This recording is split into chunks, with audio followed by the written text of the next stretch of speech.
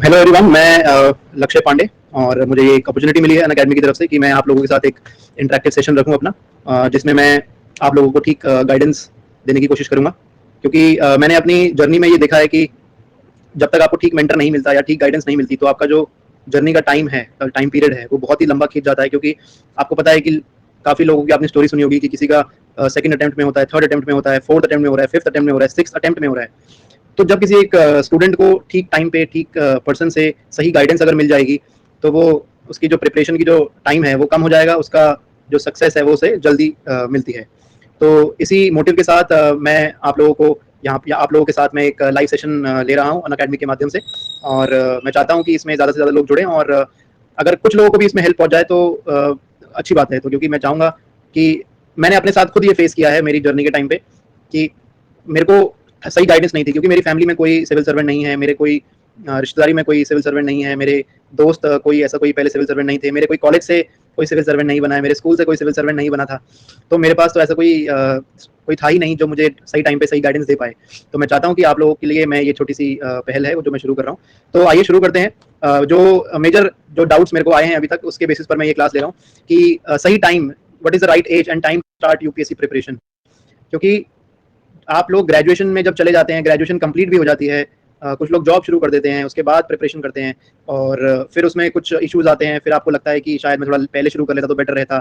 कई लोग होते हैं जो पहले शुरू करते हैं, उनको लगता है कि मैंने शायद बहुत जल्दी शुरू कर दिया। तो एक राइट एज और एक राइट टाइम का पता होना बहुत ज़रूरी है यूपीएससी प्रिपरेशन में। तो आइए हम शुरू करते हैं। तो देखो, जो यूपीएससी का एग्ज़ाम है वो एक आपको पता है कि देश का सबसे इंपॉर्टेंट एग्ज़ाम है। इसमें सीट्स जो हैं अराउंड 700 800 1000 तक जाती हैं और काफ़ी प्रेस्टिजियस एग्ज़ाम है। इसमें जो लोग सिलेक्ट होते हैं कड़ी मेहनत कड़े कंपटीशन के बाद सिलेक्ट होते हैं। इसमें कई लोग आपको पता है कि कंपटीशन बहुत ज़्यादा टफ होता है। तो उस कंपटीशन जब ऑलरेडी टफ है, आपको पता है कि कंपटीशन टफ है, तो उसका मतलब है कि वो एग्ज़ाम भी बहुत बड़ा होगा। क्योंकि इतना देश की जनता इस एग्ज़ाम के लिए दिन रात मेहनत कर रही है, दिन रात सपने देख रहे हैं। तो ये एग्ज़ाम बहुत टफ है और उस एग्ज़ाम को क्लियर करने के लिए अगर हमें सही स्ट्रैटेजी मिल जाए तो वो बहुत ही बेनिफिशियल रहता है। तो देखिए, ये जो एग्ज़ाम है ये इसमें डिफरेंट सब्जेक्ट्स हैं। जैसे इसमें इकोनॉमिक्स आता है, इसमें पॉलिटी आता है, इसमें ज्योग्राफी आता है, इसमें हिस्ट्री आता है, इसमें इंटरनेशनल रिलेशंस आते हैं, इसमें इकोनॉमिक्स आता है, इसमें एनवायरनमेंट आता है, इसमें करंट अफेयर्स आता है। तो बहुत ही वास्ट सब्जेक्ट है ये आपके एसे की नॉलेज, एसे राइटिंग की नॉलेज को टेस्ट करता है, ये आपके आंसर राइटिंग की स्किल को टेस्ट करता है, ये आपके लैंग्वेज के ऊपर कमांड को टेस्ट करता है, ये टाइम पर आंसर लिखने की जो स्किल है उसको टेस्ट करता है और लास्ट में जो पर्सनालिटी टेस्ट होता है उसमें आपकी ओवरऑल पर्सनालिटी को ये टेस्ट करता है पूरा एग्जाम। तो मेरा मानना ये है कि आपको 12 से 18 महीने देने चाहिए यूपीएससी सिलेबस को ढंग से कंप्लीट करने के लिए।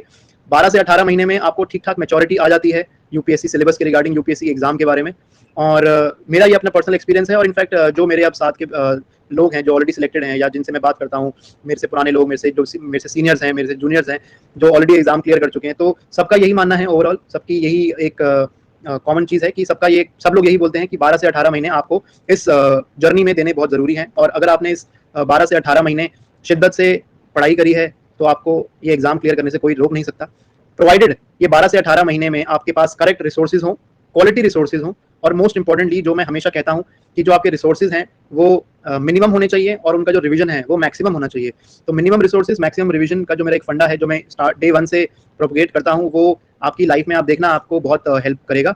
तो 12 से 18 महीने एक मिनिमम एक पीरियड ऑफ टाइम है जो आपको डेडिकेटेडली यूपीएससी को दे देना चाहिए ये एग्जाम क्लियर करने के लिए।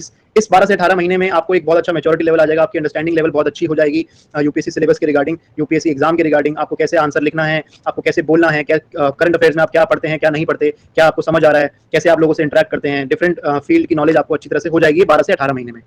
इन 12 से 18 महीने में आपको 8 से 10 घंटे, ज़्यादा नहीं, बस 8 से 10 घंटे पढ़ना है इनिशियल टाइम में। और जब आपका एग्जाम बहुत नज़दीक हो तब आपको 12 से 14 घंटे पढ़ना है। जब एग्जाम यानी कि जब प्रीलिम्स बहुत ही 5-6 दिन में 5 दिन बाद हो या 1-2 हफ्ते बाद हो तब आपका जो स्टडी का ड्यूरेशन है वो बढ़ जाएगा। सिमिलरली जो मेंस का एग्जाम है, मेंस के एग्जाम से एक महीने पहले आपका जो स्टडी का टाइम है वो ड्यूरेशन बढ़ जाएगा ऑटोमेटिकली।